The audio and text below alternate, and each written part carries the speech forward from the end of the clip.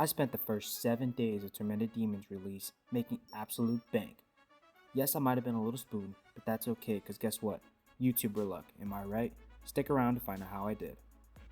I was completely caught off guard by the release of while Guthix Sleeps. I raced to finish the 2 prerequisite quests and enjoyed a little bit of XP. After I finished the quest, I headed off to do while Guthix Sleeps. This Surrock Magic's guy gave me a bunch of trouble. I know some people were struggling with some of the mechanics, but I got slapped up.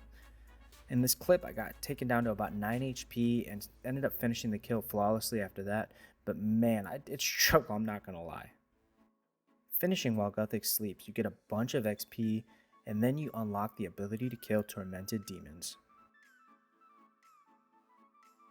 I made an in-depth guide about the gear setups and inventory for Tormented Demons, so if you want some more details about my setups and why I chose the weapons I chose, it is one of my previously uploaded videos. I'll put up it in the description down below. But on screen is my inventory setup that I started out with. But go ahead and check out my guide if you want a lot more details. This encounter right here was actually hilarious because I was hopping around and I just wanted to get one kill. I crashed this dude for just a kill, then I ended up hopping off, but here's how it went.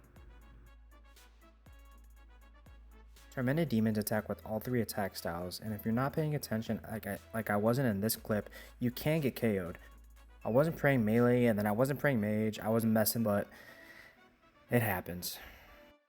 There's also some other cool, unique mechanics with Tormented Demons where if you hit them with a heavy weapon while their shield is down, you can hit massive numbers.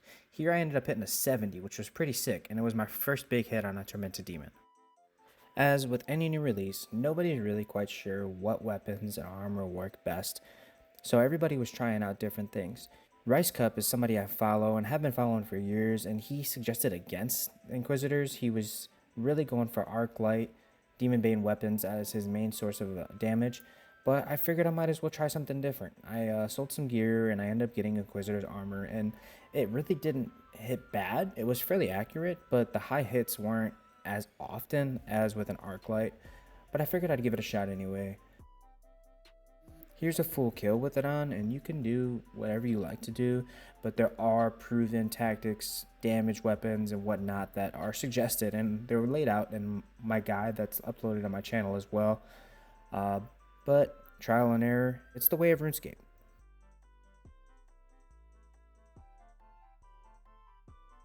After about 100 kills, you can see what I got from my loot.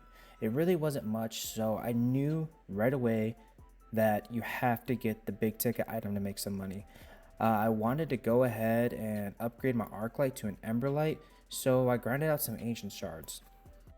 I started at Dust Devils. I was bursting them in the Catacombs of Creds. There is a 1 in 246 chance of getting an Ancient Shard and a 1 in 370 chance of getting a Dark Totem base. If you're not on task, you can't get the Choke Devils, which have a guaranteed chance of a Dark Totem base. But I was here because I wanted to hurry up and get my Emberlight. I didn't want to waste time trying to get a task. After Dust Devils, I went over and killed me some Skitizo, which has a way better chance of dropping more Ancient Shards. I wanted to go ahead and include my collection log for Tormented Demons after about 300 kills, and it's here on screen. As you see, I haven't gotten any uniques. But in the meantime, I was still trying to hunt Ancient Shards, and Skitizo can drop anywhere from 1 to 5 Ancient Shards. Here's the drop rates for those on screen right now. It also has a chance of dropping an extra totem base, middle, top, or full dark totem, so you can be able to kill Skitizo again. All in all, Skitizo good. I coughed up the GP to go ahead and buy me my first Tormented Synapse so I can bank an Emberlight and stop wasting charges on my Arc Light. I went over to Varrock, grabbed the stuff I needed to make it, and like everybody else, I struggled putting it together.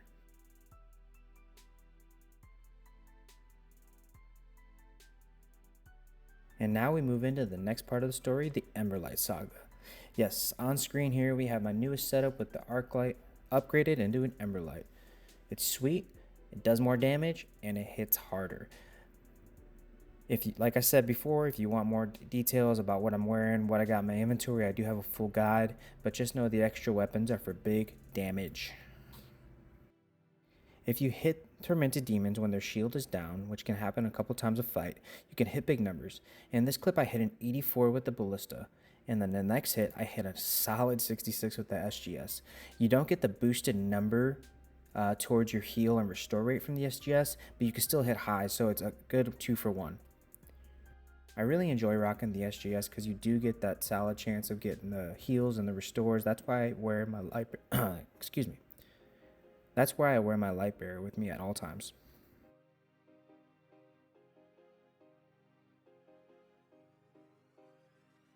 And now, what you've all been waiting for, the big money time. Yes, I got my first drop, and guess what it was? Any guesses? Drop them in the comments. Collection log slot completed. I am trying to stock up my loot tab. I'm really trying to get it over a 500 mil. That's kind of like a base goal. But here I wanted to hurry up and sell any drops I got because it was still within the first couple of days. It sold for a solid 75 mil. Dividends were immediately paid for the Tormented Synapse I already bought.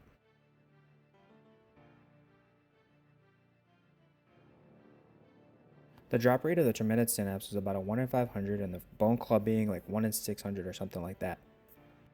I was absolutely spooned when I came here. Collection That's log right, slot I got a Bone Claw. completed. Not too long after I got my Tormented Synapse either. And the Bone Claw sold for about 14 mil. I wasn't done yet. I wanted to kill about 750 of these things, so I kept going.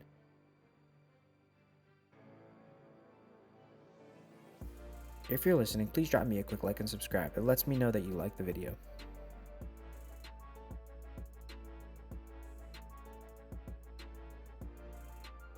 And yep, I got another Bone Claw. I'm talking about within 20 kills of each other. It was amazing. I rushed back and yep, I sold it for another 14 mil. They were going up.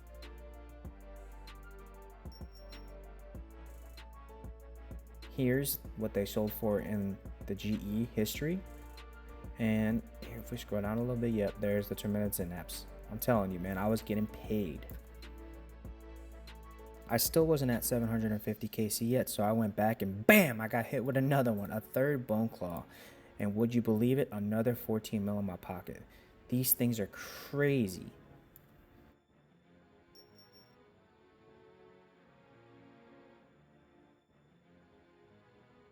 Here's my loot for the first 500 KC over at Tormented Demons. I was raking in the money. I'm talking about I was making millions here. Rich boy status. And guess what? Yep, another Tormented Synapse. Not only did I get paid out for my first one, I got a second one and it sold for over 60 mil again. The silver spoon struck again. After OSRS Reddit had been rioting for the loot table being so terrible, they buffed the drop rate, and here's my first trip after the buff. Made about 350k. That basically pays for supplies and then some, motivating me enough to keep on going after the first 500 and something kills. It seemed to be pretty consistent, making another 300k in my second trip. And then in my third trip, I did get an elite clue. I think that was my third one if I wasn't mistaken. My total loot for 750 KC was about 200 mil. I raked in the cash here. And to top it all off, at the end of the video, here's my 8th master clue on the account. Something slight to take home after a nice journey. That's all we have for today. Next time we're getting into some different kind of PVM. We're hopping into some raids, doing some wilderness bossing, and maybe even a little bit of clue scrolls. Hope to see you around. Peace.